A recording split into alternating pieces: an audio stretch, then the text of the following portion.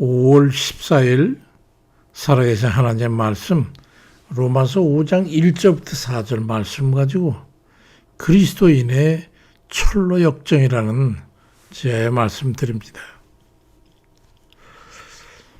이 성경 다음으로 많이 읽혔다는 존 버년 목사님 쓴 철로 역정이라는 기독교 우화 소설이 있습니다. 주제는 그리스도인이 세상에서 천국에 이르기까지 겪게 되는 영적 순례 여정을 우화 형식으로 기술한 소설입니다. 내용은 멸망의 도시에 사는 크리스천이라는 사람이 등에 무거운 주의 짐을 지고 괴로워하다가 복음 전도자를 만나 주의 짐을 벗고 영원한 생명이 있는 천성으로 향해 가는 순례길에 오르는 것으로 이야기가 시작됩니다. 이 책은 1부와 2부로 나눠져 있는데 1부는 주인공인 이제 크리스찬의 여정을 얘기하고 2부는 그 아내와 가족들의 그 아버지와 남편을 먼저 간 그 길을 따라서 다시 그 철로 역정에 오르는 그 과정을 담고 있죠.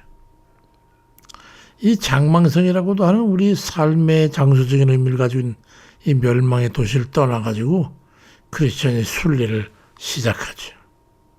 근데 처음부터 낙심의 수렁에 빠지거나 세상 친구의 유혹을 받거나 여러 가지 어려움을 겪게 되고 있습니다. 십자가 언덕에 이르러선 등에 지고 있던 무거운 주의 짐을 벗게 되면서 구원의 기쁨을 이제 크게 경험하기도 하고 이어서 아름다운 궁전에서 영적인 양식을 얻기도 하고 사망의 음침한 골짜기 같은 그런 위험한 곳을 지나기도 합니다. 허영의 거리에선 세상의 유혹과 핍박을 만나 동행자였던 신실이 순교하는 것을 목격하는 그런 어려운 난간을 거치게 되지요. 나아가 절망의 거인이 사는 그 의심의 성에 가서 절망하기도 하지만 약속의 말씀을 기억하고 탈출합니다.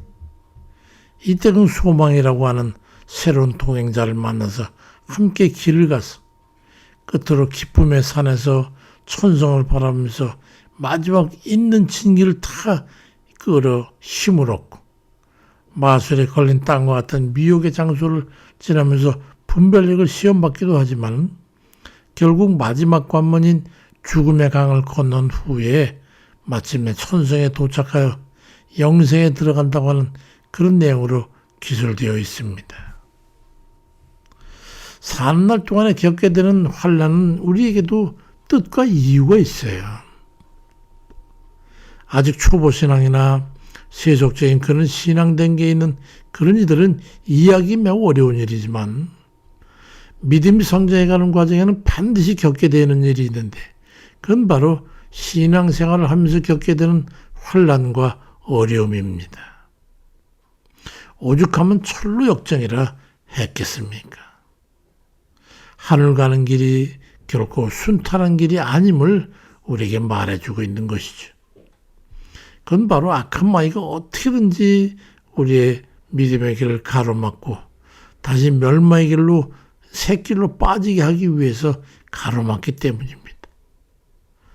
그 세속적인 것에 안주하게 될 때 결국은 사로잡히게 될 수 있는 거지요.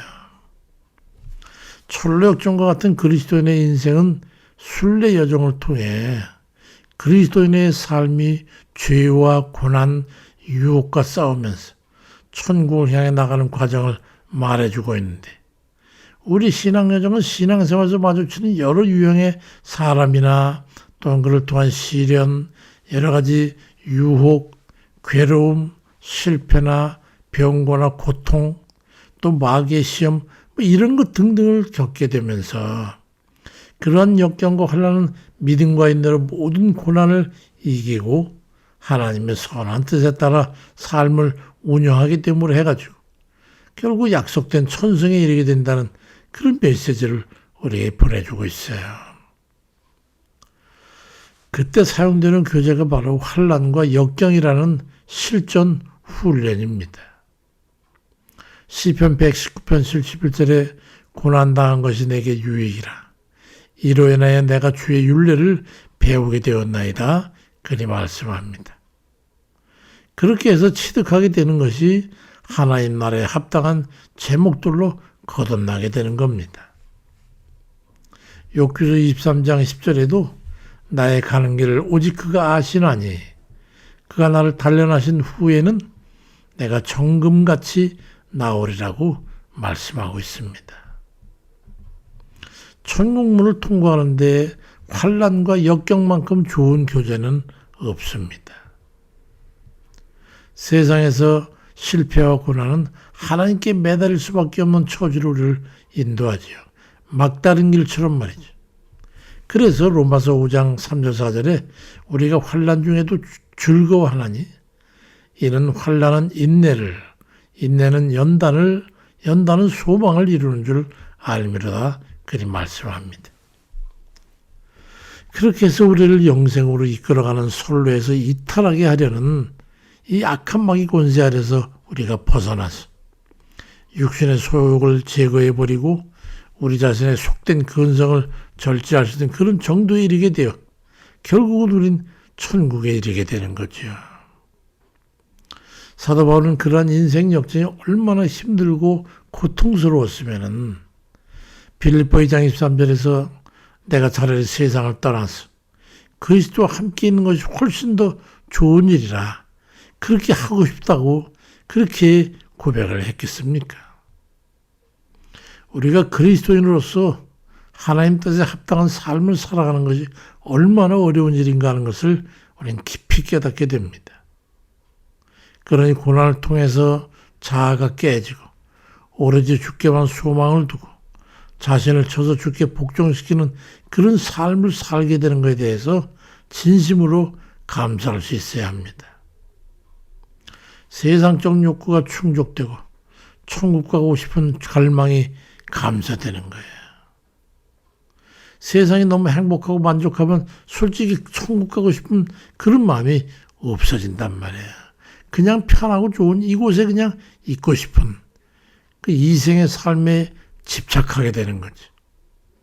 그건 흡사 개구리가 점점 뜨거워지는 물에 곧 삶아져 죽는 줄 모르고 따뜻한 그 물에 취해가지고 잠겨 누워있는 것 같은 모습이 환난을 통한 연단이 하나님 나라에 대한 소망을 일깨운다고 하는 것을 이해한다면 지금의 자신이 겪고 있는 고난과 어려움과 고통을 감내하고 그 속에서 하나님 뜻을 생각하고 자신을 쳐서 하나님 뜻에 복종시켜가면서 하나님께 감사할 수 있는 믿음의 고백을 하게 될 거예요.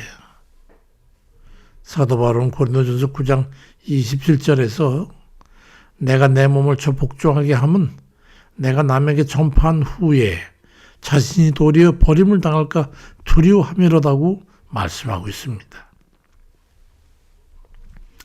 환난과 역경에 숨을 쉴 수도 없을 그런 지경에 지금 처해 있다면 하나님께서 부르시는 그 음성으로 듣고 천국에 완전히 닻을 주고 하나님 뜻에 자신을 온전히 복종시키고 하나님께 대한 소망 중에 기도하시기 바랍니다.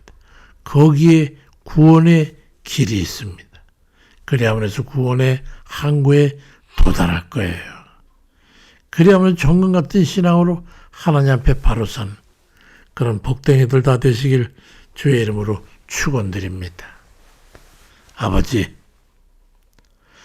우리가 살아가는 이 육신의 삶이 얼마나 고달프고 힘이 든지요. 때로는 정말 이대로 주님 불러주시면 너무도 감사할 것 같은 그런 삶일 때가 너무도 많습니다. 구비구비마다 또는 때로는 고비고비마다 우린 그런 생각을 하면서 눈물과 한스럽게 부르짖어 통곡 속에 지나온 때가 얼마나 많은지 그때마다 주님 우리 손 붙잡아 주시고 기어이 잘 이기고 감당해서 과연 하나님 뜻에 순복하고 아버지 하나님 선한 뜻에 맞춰 살아가는 그 삶을 살면서 그 삶으로 인해 천성에 이르는 그런 우리들이 되라고 열심히를 재촉하시던 주님이 안 계시면 우리는 그 길을 걸어올 수가 없었습니다. 그건 주님 아시죠? 그 길이 얼마나 힘들고 괴롭고 고통스럽다는 것을 주님 아십니다. 그렇지만 그 길 끝에 말할 수 없는 감사와 기쁨과 아버지 하나님, 정말 하나님 은혜에 대한 감축하는, 감동하는 그런 마음으로 충만해진다는 걸 우리는 경험해서 알지. 그래서 결국엔 감사할 수밖에 없고, 결국 하나님 은혜에 거할 수밖에 없고, 매달릴 수밖에 없고, 주님 손 붙잡고 갈 수밖에 없고, 더 이상 우리는 세상 걸로 가지 않겠다고 하는 그런 각오의 각오와 결심의 결심과 그런 마음을 갖게 됐죠, 아버지. 그에 대해서 진심으로 감사드려요. 우리가 어찌 우리 자신을 쳐서 복종할 수 있는 그런 마음을 가졌었겠어요. 아버지의 은혜로 된 것이죠. 사도 바울 말처럼 우리가 우리 된 것, 내가 나 된 것은 오직 그리스도의 은혜라. 아버지, 그 은혜와 사랑을 감사드립니다. 나머지 여정도 우리가 그 길을 잘 걸어서 결국은 하나님, 그 우리의 육신의 삶이 인생이 끝나는 그 죽음의 강을 넘어서 우리가 영생에 이르도록 우리 발걸음을 인도해 주세요. 우리의 인생 역정 중에 우리 하나님이 우리와 동행하면서 우리를 여전히 붙잡아 주실 줄을 믿사옵고 주만 의지하며 예수 그리스도 이름으로 기도드립니다. 아멘입니다.